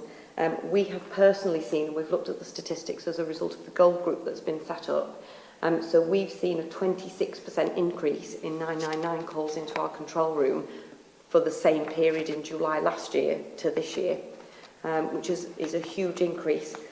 Alongside that, over the past 5 or 6 years, we haven't changed our staffing levels. So we've changed the way we deal with call handling. So we now have Thrive, where we spend longer on the telephone speaking to people, and that's so that we can deliver a better service to the public. We used to run a system where an initial assessment would take place, but then there would be a further assessment, so people were touching the organisation twice instead of us dealing with people's issues right first time, which I think is the right thing to do. But we've created that additional service for the public without increasing the staffing levels. So I think there's a supply and demand issue nationally that's being looked at a national level. In North Yorkshire, we're taking it very seriously. We've had a goal group running, as you know, Will, for the past 4 weeks in order to try and improve that service. There's a raft of actions as a result of that goal group which are linked to ensuring that the demand that is coming into the control room isn't internal demand, for example. So there's a lot of work there, a lot of work with the communications team about working with the public about the right time to ring 101 and 999. I think most critically for us is we want to deliver a high standard of service to the public, but more importantly that we can answer emergency calls for service. And as you'll see on this slide, in the reporting period April to June, against national colleagues, we're still a high-performing force in respect of answering those 999 calls in comparison with national colleagues. And we've had calls just recently from other forces asking us to take their telephone calls because they can't service the demand. Some work is being done nationally on numbers of people working in call handling, and one of our forces that we've linked in with, and I don't want to name them because I haven't asked them about naming them, have done a piece of modelling work. They're not significantly different to us in terms of size and demand, and they have calculated that they need an additional 60 members of staff in their control room in order to meet the call handling that they were achieving last year. We obviously can do that piece of work for ourselves and we'll come back to you with the results, but there's clearly a cost involved in that if we do want to increase the amount of staffing in the control room. So I think we obviously had a fairly detailed version of this meeting on this subject a couple of 3 months? February, yeah. I suppose that identified a number of issues. So we've got a bit of a perfect storm here, haven't we? We've got all of those issues that were identified Yes. at that meeting, and increasing demand and increasing complexity as well. Yes. So I think what I would ask is, given that the situation has changed since February, and we had an action plan at that point, now what else is being done on top of that to deal with these issues? You don't necessarily need to do that now, Okay. but for the next meeting, I think we need to make sure that we can clearly articulate what is being done to deal with this, because 999s are obviously absolutely critical. I have got some anecdotal evidence that people are saying, well, if you can't get through on 101, just call 999. That is not a helpful suggestion to make when 999 is there for emergencies. So I think there is a big communications challenge around all of this as well. I mean, just to give the public and people listening an idea of the actual numbers, because we've talked about percentages, which don't mean anything without the raw numbers. So 999 calls for the same period last year in July was 4,920. And in the same period this July was 6,114.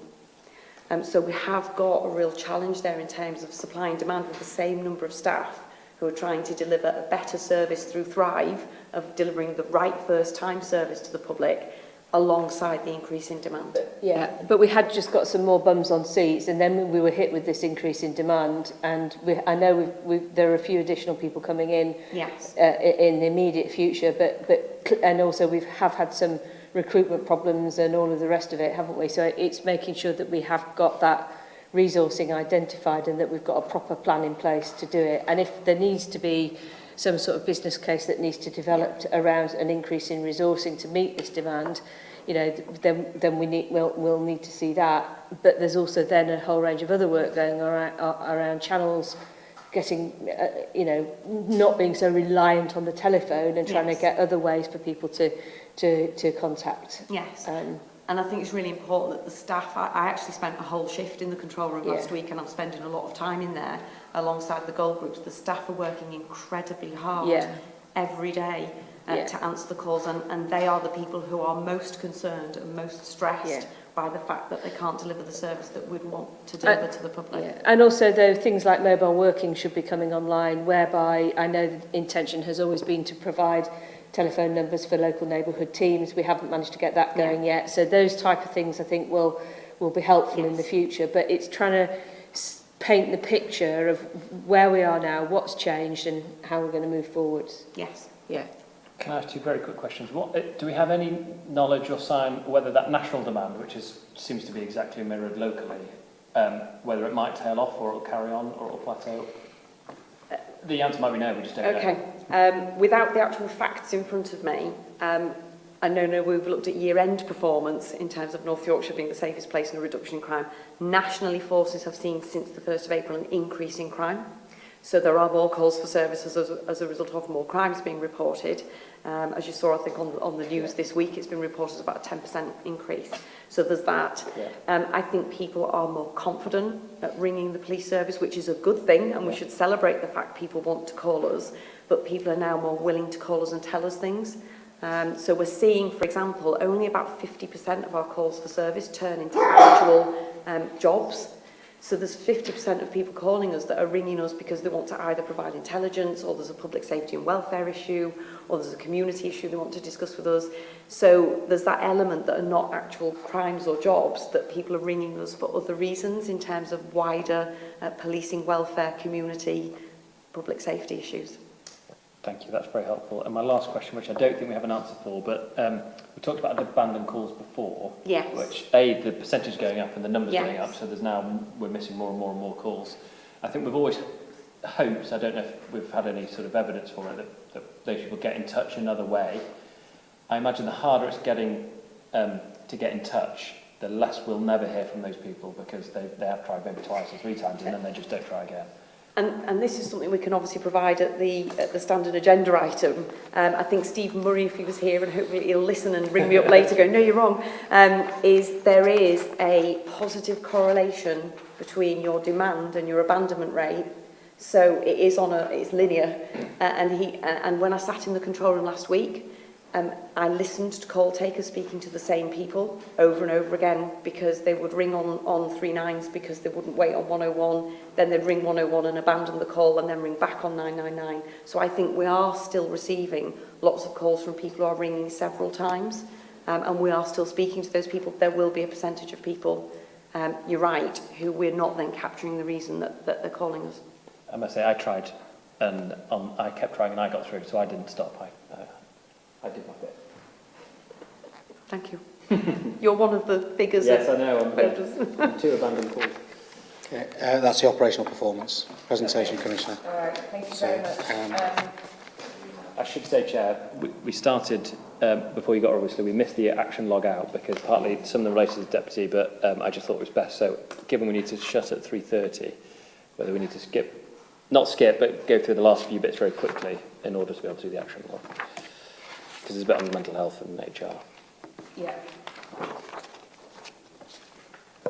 Okay, so I'll whiz through the people data. So in relation to where we are with recruitment, again, I think you can see that our actual projected officer numbers at 1347. Again, we've currently got planned in, as you can see, where the projected rises come in, campaigns in relation to recruitment of transfer detectives and police officer recruitment campaigns. Again, we'll see the increase in those numbers as we come through. Are detectives still a challenge to recruit and provide it internally or externally? Detectives are a challenge, yes, nationally. I think we're no different to the national picture in relation to that. Again, we're looking at how we build that talent management and identification of those individuals early on in their career who would like to progress towards becoming detectives, and we're starting to look to how we do some coaching and support in relation to those individuals, encourage them to a career towards that area of business. So, and again, the Workforce 2025 programme again is looking at sustainability going forward of what skill sets we need across the workforce as a whole. Operationally, and how we look to recruit against that. So yes, there is, but I think actually we should be okay in terms of, I think, recruiting where we're looking to go to. Certainly for Harrogate area, York's a challenge for us because with it being more central, you tend to lose and move more staff about more regularly in relation to those areas. Just draw attention to the fact that although the numbers of officers is well below the original budget for at the moment, by the end of the year we're proposing to have caught up the recruitment plans that HR got in place, which should recover some of that position. Okay, in terms of PCSOs as well, at the moment we're currently standing at 179. Sorry, I just want to pick up on that. So can I just clarify then, because obviously we've got a large overspend on overtime at the moment. And we've also got a substantial vacancy factor, which is to a certain extent offsetting that overtime bill. Are you saying then that gap will narrow? Yes, I am, and in fact the projection figures that you were provided with this morning assume this plan of recruitment for over the rest of the year. Okay, so then we're going to have to pick this up in September, aren't we? Because this could present us with quite a significant financial challenge. It could. It's one of our financial challenges that we will be discussing with you in September. Yeah, okay. Okay, PCSO numbers currently 179. Again, recruitment plans in place in relation to PCSOs. That should see us achieving towards our target. We should be aiming for about 200 PCSOs in September time. So, Lisa, we had a conversation quite a while ago now about the sort of fluctuation in PCSOs and obviously some have gone on to become police officers, and there's been quite a lot of disruption in the sort of PCSO ranks. Is that starting to settle down? Because I have to say we are getting feedback around that, and in particular when new PCSOs have come in, them not picking up on the sort of previous relationships that have been had in communities, and people feeling that they have lost that close sort of feeling with their neighbourhood teams. I mean, it's in a way we're a victim of our own success in that our PCSOs want to become police officers, and we also gain and retain the fantastic skills that they have when they join us as officers. Having said that, the relationships in those communities are absolutely key, and part of the neighbourhood policing review identified that handover period in neighbourhoods is absolutely essential to those communities. So part of the action plan around the neighbourhood policing review, when we looked at the balance of warranted powers versus PCSO powers in the community, took into account that those handovers should be taking place, and if they're not, then we need to know about it, because that was planned in as part of the neighbourhood policing review. Okay, so we get feedback continuously around that through the surgery. So ACOM would be an example from the surgery yesterday. So we can, and actually that was a shame, because the councillor had been in previously to make a point of telling me how fantastic the team was there. And they are, the ACOM team are very well embedded in their community, and will feel it more so they as have a result felt of it. that. So we will continue, if we get those specifics then, to feedback to you. That'd be really helpful. Please. Thank you. Okay, next slide on police staff post. I don't know if you want any comments on that one. The only comment to make on here really is, obviously we've still got a fairly big vacancy. We always carry a lot of staff vacancies because of the high turnover of staff. One of the things that I've been trying to do is work with HR to see whether we can actually project forward, rather than in the same way as we do for police officers and PCSOs. Obviously we would have to agree some assumptions on numbers of leavers and things, but it should be possible to use previous history, the same as we've done for police officers and PCSOs, so I'm hoping to progress that a bit more. I have to say, Jane, I assume that you would be doing that in any event. I have to say that that's not... We make some estimates for the purposes of forecasting for the accounts, but actually it should be HR, because they're the people who know what the recruitments are, they know what the retirements are, they know what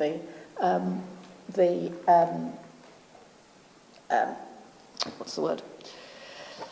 The levers. Yes. That's not the word I was So looking for. when will that work be completed then? Well, I'm hoping that certainly by the time we get maybe to September, we will be able to have some physical projections of numbers that are produced as part of this HR figures, rather than the calculated figures that we produce in finance.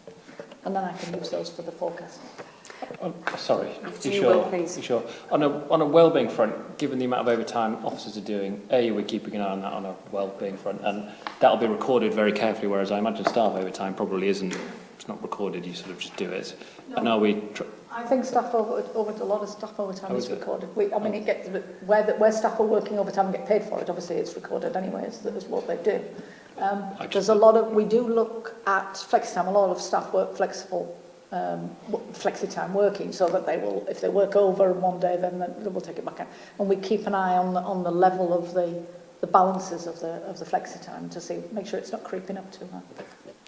And I appreciate you wanting to move on, Will. In terms of HR, there's just been an external audit of HR. I think it's going to crop up in the actions anyway, and just the establishment, confirming the establishment, the vacancy management process. So all of that will come out of that audit in terms of documenting exactly what fin reference numbers of police staff and projections of whether those staff are going to change or whether the department has been reviewed recently. So that piece of work is in train. So who did the audit? The appointed auditors.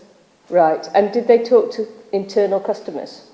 I understand from the hot debrief that we've had that a survey was conducted across the organisation in terms of the service that they receive from HR in terms of recruitment.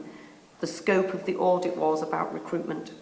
And I understand from the hot debrief... Have we had that survey in the APCC?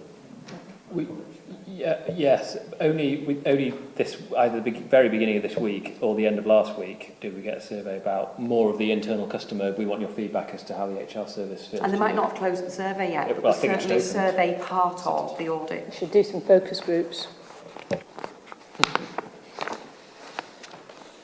Okay, last slide in relation to position in terms of special constables and volunteers as well. Again, we're just running the special constable campaign. Again, it's a similar sort of challenge that we're having around being a victim of our own success, around PCSO movement, etc. That a lot of the special constables that are joining us are wanting to seek opportunities to become regular police officers.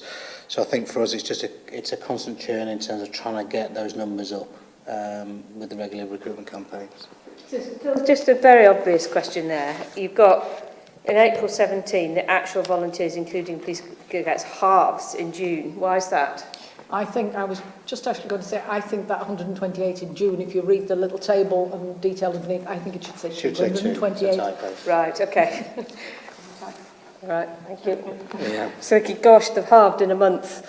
Yeah. I looked at that and thought, oh. Okay, all right. Okay, that's the people data presented, Commissioner. Okay, thank you. Can I ask a mental health one question? I asked it last time. It doesn't need to go on the action log, but if we could get an answer, which is you might have some information, Commissioner, on it, but the York and Selby street triage team was 40 in December, and now it's down to 12 for, I presume, number of sort of contacts and usage. I don't know why that would have gone down so much, if there's any particular reason for that. So it might just be worth looking at to see if there is a reason that we need to be understanding a bit better. Let's refer that back to Jenny, shall we, and to Bill Scott, and find out why those figures have dropped so significantly. Yep. I'd hazard a guess, but I'm not going to. Okay, any other questions you want in relation to that slide, Commissioner? Sorry. No. No. Okay. Okay. Should we do you want to do... I've absolutely got to leave at past because I've got to catch a train. Yes. Should we do questions and then action log? And if we don't finish it, either I can or we'll get up outside the meeting. Yeah. Yeah.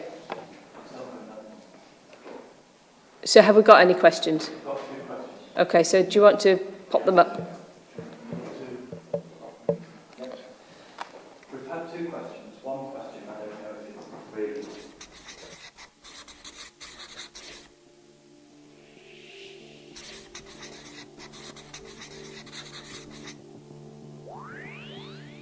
Hello, I'm Julia Mulligan, Police and Crime Commissioner for North Yorkshire. My job is to be the link between police and communities. I listen to what people want from local policing and collaborate with residents and local agencies to improve public safety, reduce crime and protect the vulnerable. I'm currently developing a local case to change the way our policing and fire services are overseen, and I'd like your views on the options I'm considering.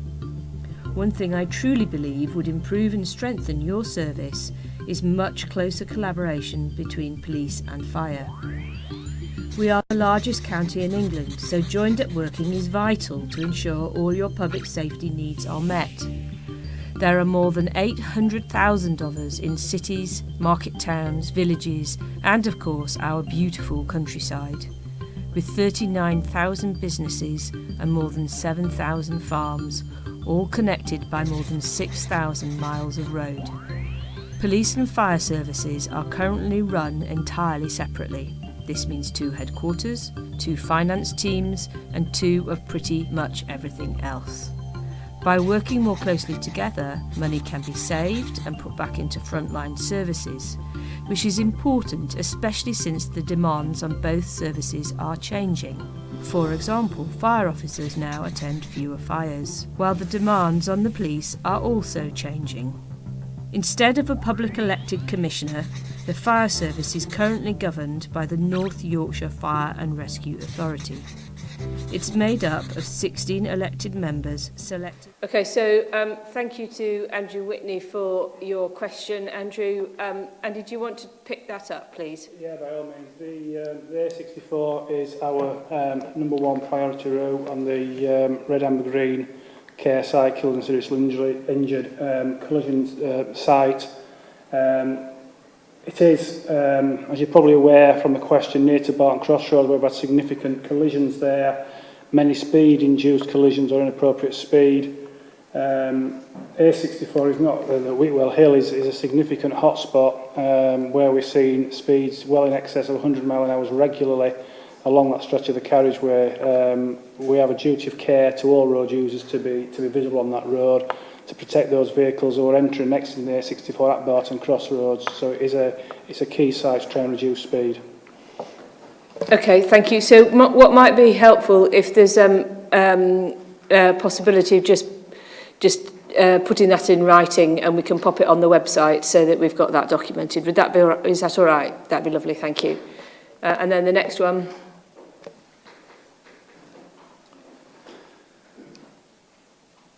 From Mr Wilby. I'm not quite sure why what article this is relating to, but we will pick this up outside of this meeting. Okay, thank you very much. If we can, Will, would you mind taking this on from now so I can go and get my train? Is that all right? Because I do need to. Yes. I've got a cheap ticket and I've missed the train. I'm in trouble. Thank you. Well, we'll go to the forward planner and then we'll come right back to actions at the end. So the forward planner, I think, after some conversations earlier this week, is slightly out of date. We've swapped mental health and burglary around, so burglary will be September and mental health October. Is that right? That's confirmed. Great. So we'll get the updated version on the OPCC website. And we'll keep that up to date for everybody. We will do any other business at the end, so we'll go back to the actions now, if that's okay.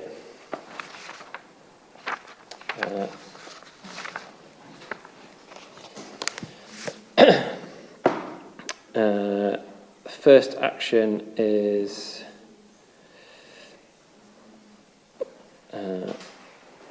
that's one for Tom and I. We are almost there with that. The Commissioner's back from leave now, so we'll sit down with Julia next week and confirm that and share it with the organisation. 177's community messaging. I think Richard Anderson's down for that. I think that's ongoing. We didn't give a deadline for that report to come back to this board. I don't know if someone is able to speak to Richard about just the progress we've made with community messaging, the sort of numbers and effectiveness we seem to have. I thought he produced our report, Will. Oh, has he? I think a report was requested in terms of that he produced a report a few months ago, and we were asked for an updated position. So it came back to this meeting because there were concerns about the use of it, because effectively it's been used relatively consistently, and there were things being telephone calls at midnight and such things because of those. It was just being implemented. Richard did a lot of work to try and cover those things off, and it was just, where are we now with it? You know, was the he's done a report that was presented, I think, outside the meeting. Through OPCC. Okay. I think Vicky Taylor wrote the report, so we can recirculate it if you haven't seen it. We'll keep it open until next time, just then we'll receive it and we'll close it off at the next meeting. People thematic, there's 3 actions there. Yeah, so these are the ones, yes. So 191 and 192, this was picked up as part of the external audits, the appointed auditors' review of recruitment in terms of dip sampling and internal, external recruits, etc. So these 2 issues have been covered as a result of the scope of the external audit. I was told a survey had been sent out. Obviously, you mentioned you received it, Will. I don't know whether any focus groups have taken place. I'll check back. But that report will be available to us. I think the draft report in the next 10 days ultimately will go to Audit Committee in terms of the recommendations. So those actions were picked up as a result of the audit. It might be worth sticking on the exec board agenda if it isn't already, or exec group or something, potentially. I don't know where the audit reports would normally go in the first instance, other than prior to Audit Committee. But in terms of the governance, if you're saying you would like them to go to... Right, well, I suppose it might be the chief exec might bring it back of his own route, if that makes sense. So if the route is Audit Committee, it's just making sure the chief and the commissioner get sight of that and as much interest background as they'd like. Yeah, I think audit reports would come because they tend to have some sort of financial impact. They always come to Michael Porter, the Commissioner's Chief Finance Officer, and myself. And then, because they go to Audit Committee, they would go to the Chief and the Commissioner at that point, because they both get the papers. So they'll be routed through the Audit Committee process, and they will have... well, I've obviously had the hot debrief, and there are some recommendations on that do have financial implications, but it's only a draft report at the moment, so they will feed through the governance process.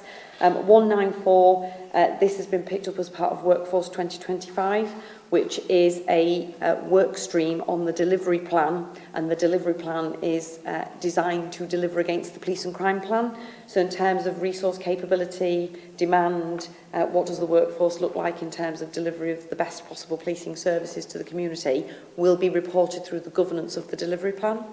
So there'll be regular updates, there'll be consultation sessions, and then a report back against that work stream. So should we close 191 and 194 in the view of them being picked up in other meetings and developed that way? Was 192 included in your first update? Yes, it was. Yeah, that agency worker action was picked up as part of the external audit. Okay, so we can close all of those and pick them up outside of this meeting.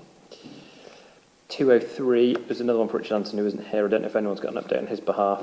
Offender management is due to come back here. It's not on the forward planner yet, but it is one of those, I think, that we plan to do at the end of this year, towards the beginning of next year. Yeah, if it's an update in relation to that, that should be redirected to Nigel Costello. Okay.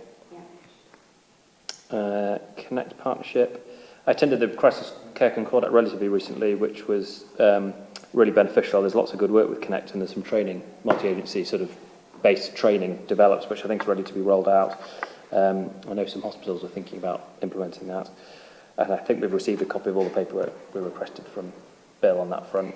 Yes, about 2 months ago, the report of the Connect project and its evaluation was circulated, and we also met with the university who'd undertaken that evaluation. I think you were invited, Will, but unfortunately you were double booked with something else. So we did share the papers, and, and the meeting invite went out, which took place about 4 weeks ago. Great, thank you. And then the last one, Amanda, that seems to have your name on it, but it's what we just talked about at the end. So we'll carry that over to keep it open and carry it over to the next one. And I think that's it for actions, unless there's anything else that should be on there that we haven't picked up for any reason. I know we went through a bit of a cleaning up process after the last meeting, so that's why it's a bit shorter. And then we are on to any other business. So I'll go around the table to my left. No? No? Okay. Well, thank you very much. It was a really interesting update, Andy, so thank you. Clearly a lot of work going into road safety, and there's been a lot of progress in the last 4 or 5 years, and it sounds like it's going to continue. So thank you very much, and I hope it gave the public an insight into all that work and the effectiveness of it. We'll continue to bang that drum, because it's not about revenue and speeding particularly, it's about safety. But thank you very much, and see you in a month's time. Great, thank you.